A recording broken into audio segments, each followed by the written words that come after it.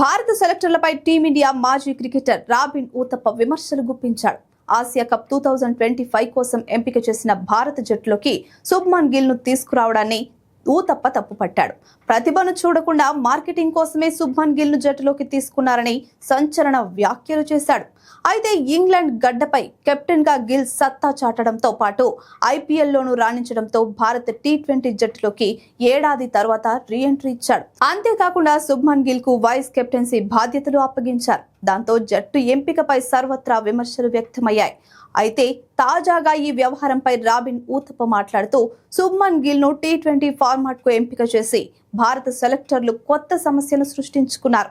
భారత క్రికెట్ లో ప్రతి తరంలోనూ కొంతమంది సూపర్ స్టార్లు ఉన్నారు. భారత క్రికెట్ శ్రేయస్సు కోసం బీసీసీఐ ప్రత్యేక ఆటగాళ్లకు మద్దతు ఇస్తూ ఉంటుంది.